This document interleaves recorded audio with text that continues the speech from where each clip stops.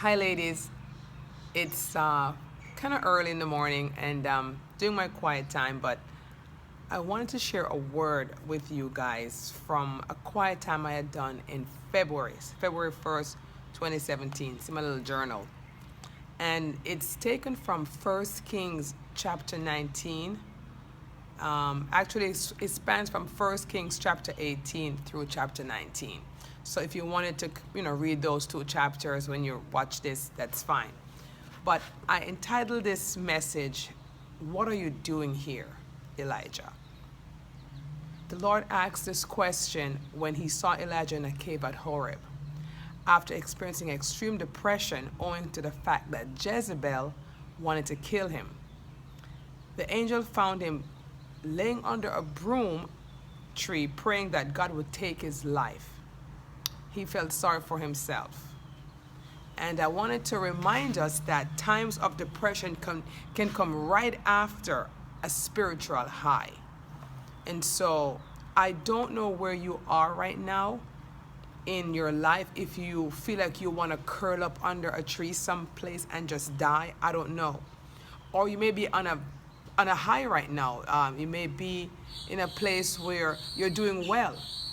And I wanted to prepare you that right after times of high can come a time of deep depression. So in 1 Kings 18, right, we find Elijah. He had battled the king's prophets in a show of strength to prove whose God was more powerful. Elijah had prevailed, and as a result, he had Ahab's prophets murdered. So he had prevailed. He had shown that his God, our God, was a more powerful God, and as a result, Ahab's prophets were murdered. So feeling victorious and confident, Elijah told Ahab that the famine that had plagued the land for years was now going to be over. He said this confidently. You know how we all can boast on God, And so, but look what happened. Now he was saying this to the king in the earlier part of 1 Kings chapter 18. But right after he said that to the king, look what he's doing. He is down on his knees praying and praying hard, looking for the rain. Now he had already told the king, God's got this. Okay? I can assure you it's going to rain. But we find him right after that on his knees, on his face, praying before God. The Bible said that he prayed 7 times and there still was no rain. 7 times. Still no rain. And he already told the king, God's got this. And it was only after the 7th time that he saw a cloud the size of a man's fist. So I'm a woman, but here's my fist. He saw a cloud this size coming up out of the sea. Now imagine how big that sea is when you go to the ocean, right? Would you be able to even see my fist-sized cloud coming up out of the sea? Well, that's what he saw to prove that it was actually going to rain. Imagine how small that was. Sometimes we're praying to God for something, right? We pray 1 time. God doesn't answer. I would pray 2 times. God doesn't answer. And are we even on our knees? Are we even in desperation like Elijah was? We pray 3 times. God doesn't answer. We've already told everyone we believe in God for this. We have strong faith in God for this. But God doesn't answer. You pray 4 times. God doesn't answer. And you're saying to yourself like Elijah, but God just delivered me from something big. He just showed up for me. He just showed himself strong for me. And he's still not answering. But this is showing you, it may take you 7 times. It may take you 17 times. It's what faith is all about. You keep going, you keep believing, you keep expecting from God. Elijah had expected this rain. It hadn't rained in the land for 3.5 years.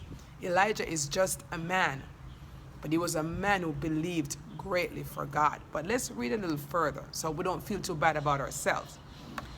So Elijah, he had expended a lot of energy and faith. God had delivered him in an amazing way. And the very next thing that happened after that was a threat from the king's wife, Jezebel, that she was going to kill him. So here's this man of God. He was plunged in deep depression, wanting to die. He was too weak to even keep up. You know, the Lord gave him some strength, strengthened him, and he was able to go 40 days, to run 40 days just to escape this woman. And you're thinking to yourself, oh my God, this guy prayed for rain to come on the land after 3.5 years of famine. He had all of the king's prophets murdered. He was a man of miracles. And here he is on the run from this woman. And he ended up hiding out in a cave to spare his life. This is where the Lord found him and asked him this question: what are you doing here? And I'm asking the question to you, my friend. Have you, or are you now in a place where you have a sense of loss or doom, purposefulness, or purposelessness, I should say, discouragement, that God is asking you, what are you doing here? And I may ask you, how did you end up here? Well, many times again, our biggest defeat and discouragement can come right after our biggest victories. I've seen that in my own life. You know, I have a spiritual high, something good happens to me, and then I get a bad phone call. Or I just feel blue out of nowhere, just discouragement comes. I scratch my head like, how could I yesterday just heard this great news, whether it's a financial news or a spiritual news or any news, and then the next day, something just comes to take away my joy. See, after God showed himself to Elijah in that quiet voice, remember, we have to be listening to God carefully. We have to be leaned into God to hear. But when God showed up in that cave and spoke to Elijah in that quiet voice, the Lord revealed to him that what he thought was not even true. Elijah had thought that he was the only one, the only prophet of God remaining. The only person who didn't bow to a false prophet. The only person who cared about God. And sometimes, in our family, we feel like we are the only Christians. We're the only people who care. In our neighborhood, or in our job, or in our circle, we feel like we're the only one. We can get that self-pitying, self-righteous, self-pitying feeling. And God says, that's not even true. That's not factual.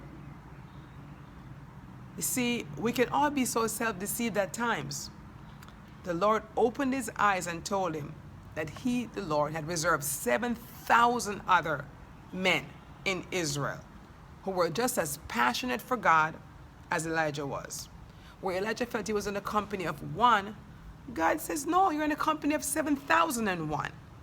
And you may feel right now you're the only one struggling through your situation.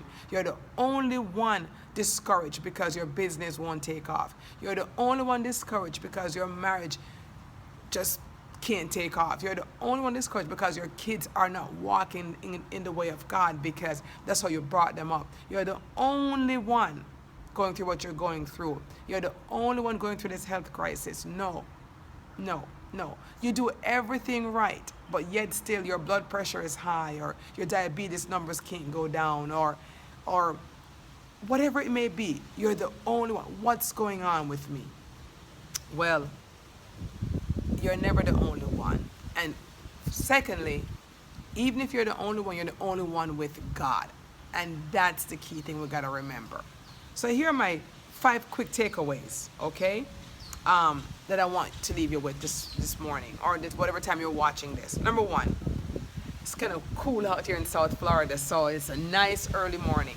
Number 1, we make suppositions when we are isolated. In other words, we assume things in our own minds when we're isolated from other people. When we keep quiet in our own world, we make suppositions. We assume things. We make assumptions. That's not even true. When we're isolated, it's not good to be isolated. Some people like to be alone, go it alone. And some people have good reasons, they've been hurt by others, but find a trusted friend or an advisor or a pastor or a minister. Number two, discouragement comes easier when we are alone. So if you're alone, you want to be alone because you're afraid of people, because people have treated you bad in the past and you don't trust them, and you just want to stay away from your family and these bad friends. Well, discouragement comes easier when you're alone. Find even one good friend or a church body, or this is a Sunday morning and I'm taping this. Find a church body, get involved. So not everyone is bad like Elijah thought. Okay, not everyone is bad. This is what the Bible is proving. That where he thought he was one, there was 7,000 other people just like him. So not everyone is bad in church. Some people think that. Not everyone's a hypocrite. So find a group of people. Pray to God to send you people who share the same values and belief as you do. Number three, we have to listen to hear God's voice. We have to be quiet. The reason why I like the early morning, it's early now, and earlier is even better, is because there's nobody around. I live on a beautiful, golf course, and I'm blessed with that, thank God, at this point in my life. But it could be anywhere. It could be in a garden. Where I lived before, there was just a little garden, and I just went out there and have my quiet time. If it's just to get a spot in the house that no one's going to bother me for an hour or so. And so find a spot so you can listen to God, you can lean into God, or you can hear from God, where God can correct those suppositions and wrong assumptions that you have, where he can answer your prayers. Number four, when you have expended a lot of energy in ministry, take time to rest and get around other godly people. Ministry is hard. I've been in ministry for a very, very long time, in one shape or the other. It's very hard. It takes a lot of energy. We're always pouring out into other people. Doing online ministry like this is hard, because on top of doing this, I have 2 other brick and mortar companies that I run, plus your children, plus your husband, plus other responsibilities. In my case, my mom. Today's my mom's birthday. So, I'm always thinking, what's next? And in your case, it's your ministry that you're doing at your church, or you're serving, or in the community. But you also have your other life too. So sometimes we as ministers, we tend to pour out a lot, but then we don't take time to pour back in. That's why I love conferences and retreats and seminars and workshops, so I can go somewhere and just be in listening mode. So Elijah had just poured out so much prayer, so much miracles, so much talking, so much, just so much praying himself. And now he was tired. So when you have expended a lot of energy in ministry, take time to rest and get around other godly people. And the fifth thing is, don't make decisions when you are tired. When you're tired, it's not the time to make decisions. When you've come off a big high, it's not the time to make decisions. Rest first, rest in God, and then when you're fully rested, you make that decision. So to the person who may be feeling a little bit discouraged this morning, maybe like how Elijah was feeling, I say to you, no. Get rest. God is there. God is able. If you feel like you're the only person that are the way you are, the only person serving and loving God, know that there are many more. You just can't see them yet. But ask God to open your eyes the way he opened Elijah's eyes. If you've prayed 1 or 2 or 3 times and there's not been an answer, try 7 times. Try 8 times. Keep praying until something happens. Push. Remember that word in church? Push, P-U-S-H. Pray until something happens. God is able. God has, be faithful. And so I'm going to tune out now and finish up my quiet time this morning. And I pray that you have a blessed day No matter what time you're watching this video, I pray that your day is blessed. Take care.